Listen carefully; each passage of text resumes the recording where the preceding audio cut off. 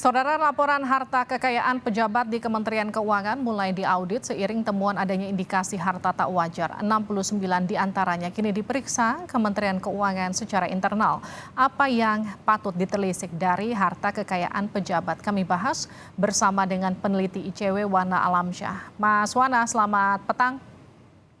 Selamat petang, Mbak Livi. Ada 69 ASN di Kementerian Keuangan yang akan diperiksa. Menurut ICW, apa yang perlu ditelisik dari laporan harta kekayaan mereka? Temuan ICW seperti apa? Ya, pertama kita patut untuk melihat secara lebih holistik, bukan hanya terkait dengan orang-orang yang diperiksa 69 ini, tapi juga relasi keluarga. Karena bagaimanapun juga ada temuan bahwa kepemilikan perusahaan, ada modus kepemilikan perusahaan yang dimiliki oleh keluarganya, entah itu istri, anak, dan lain sebagainya.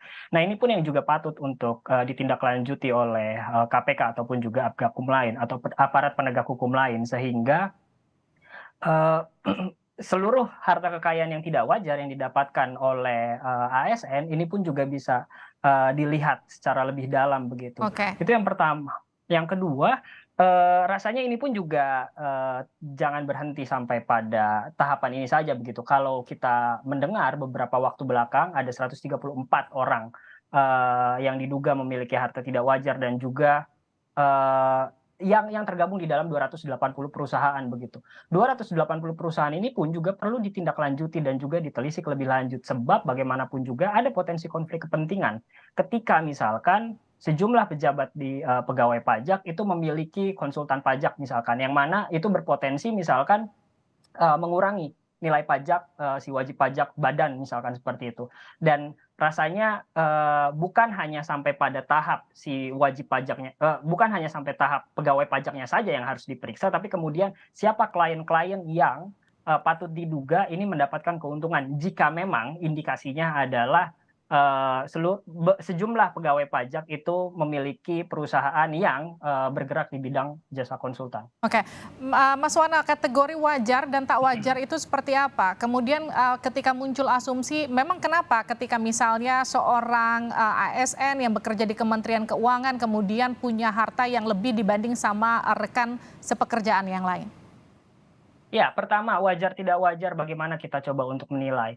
Yang penting untuk dilihat adalah bagaimana sebenarnya profil yang dimiliki oleh si pegawai ASN begitu, bukan hanya pegawai pajak begitu, tapi juga seluruh ASN dengan eh, insentif atau pendapatan yang diterima begitu. Sebab ini pun juga penting. Misal kalau seandainya pegawai pajak mendapatkan per bulannya 10 juta misalkan, asumsinya begitu. Lalu kemudian ternyata di dalam LHKPN-nya itu sangat melonjak harta kekayaannya, ini pun patut dicurigai begitu, sehingga memang perlu ada forum klarifikasi dari mana uang-uang yang didapatkan atau harta yang didapatkan itu berasal, sehingga publik pun juga dapat memiliki kepercayaan, karena kan selama sepanjang kasus ini berjalan, pada akhirnya kepercayaan publik akan merendah, bukan akan merendah tapi sudah merendah begitu, sudah turun begitu. Bagaimana kemudian kita percaya dengan institusi atau otoritas pajak yang seharusnya dapat mengelola pajak secara lebih adil, akuntabel, dan lain-lain begitu, tapi kemudian malah patut diduga disalahgunakan. Itu yang pertama. Lalu kemudian yang kedua, apa salahnya ASN memiliki perusahaan? Pak, penting untuk digarisbawahi bahwa ada mekanisme konflik kepentingan. Ketika misalkan satu pejabat atau ASN itu memiliki usaha begitu, yang mana usaha tersebut itu berkaitan dengan kerja-kerjanya dia di dalam kerja-kerja mereka begitu di pemerintahan, yang mana itu akan memberikan keuntungan atau memberikan privilege bagi si ASN tersebut, itu secara aturan itu tidak boleh begitu, dan juga secara moral itu tidak boleh. Sebab apa yang dilakukan misalkan dalam kerangka si pegawai pajak memiliki perusahaan pajak, lalu memiliki konsultan pajak, lalu kemudian mereka mendapatkan klien itu kan kita juga perlu mengkritisi apakah benar perhitungan yang diberikan kepada wajib pajak badan usaha itu sudah sesuai. Jangan sampai kemudian kasus pengurangan pajak ini berlanjut begitu.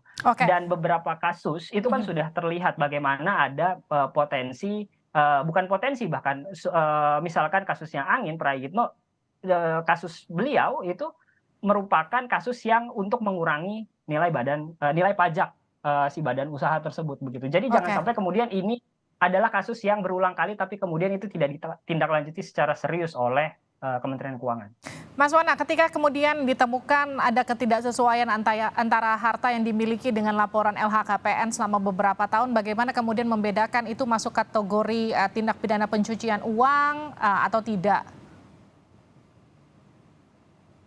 Di sini pentingnya bagaimana kemudian mekanisme koordinasi antara otoritas yang menyelidiki potensi pencucian uang begitu dengan otoritas terkait. Sebagai contoh, PPATK sudah mengirimkan laporan sejak beberapa tahun lalu, 2009 atau 2012 begitu.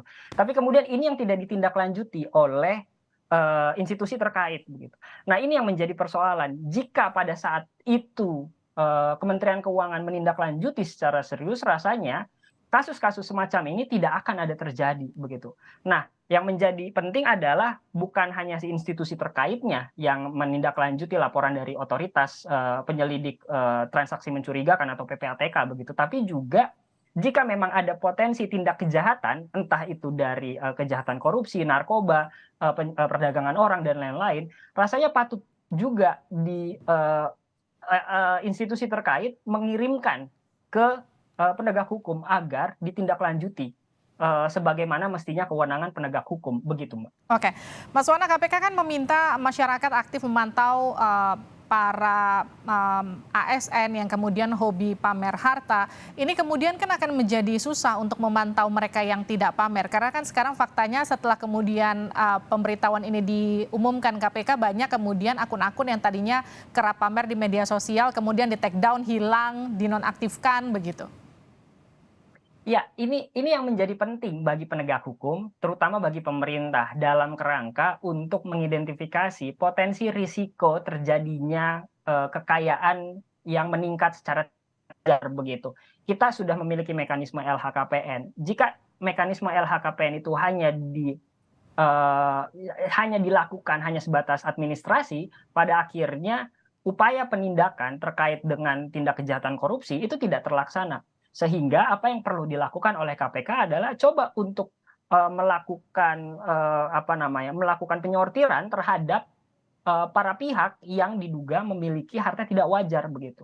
KPK sudah memiliki datanya, KPK sudah memiliki informasinya. Kemudian KPK pun juga sudah memiliki basis data mengenai berapa banyak atau berapa jumlah pendapatan yang seharusnya dimiliki oleh si ASN begitu. Nah, ini yang seharusnya informasi inilah yang seharusnya di cross check begitu. Apakah sesuai harta kekayaannya begitu dengan pendapatannya? Apakah sesuai dengan profilnya atau tidak begitu? Jika misalkan tidak sesuai, apakah para pihak tersebut memiliki perusahaan? Perusahaannya bergerak di bidang apa? Dan bagaimana laporan keuangan perusahaannya? Nah, dari situ kan sebenarnya KPK dapat bukan hanya dapat mengidentifikasi resiko harta kekayaan yang tidak wajar begitu, tapi juga bisa langsung dicari tahu, melakukan penyelidikan jika memang ditemukan bahwa ada potensi misalkan harta-harta yang didapatkan itu dari misalkan penggelapan uang negara begitu. Dan itu yang harusnya dilakukan. Sebab begini, kita pun juga perlu mengingat beberapa waktu belakang rasanya narasi mengenai digitalisasi ini pun juga sudah tinggi, sangat gencar begitu. Tapi pada akhirnya ketika ada kasus semacam ini, pemerintah gagap untuk menerapkan narasi digitalisasi yang pada beberapa waktu belakang itu sempat digembor-gemborkan. Akhirnya kami pun berasumsi bahwa rasanya pemerintah tidak memiliki mekanisme yang holistik untuk dapat mencegah begitu terjadi adanya peningkatan kekayaan harta yang tidak wajar yang didapatkan oleh dari si ASN ini. Upaya audit akan seperti apa dan kemudian langkah hukum yang tepat untuk jadi evaluasi atas temuan harta yang tak wajar? Karena kalau tadi Anda katakan kan LHKPN hanya sebatas administratif kemudian sanksinya. Kemudian ke depannya akan seperti apa yang tepat? Singkat saja.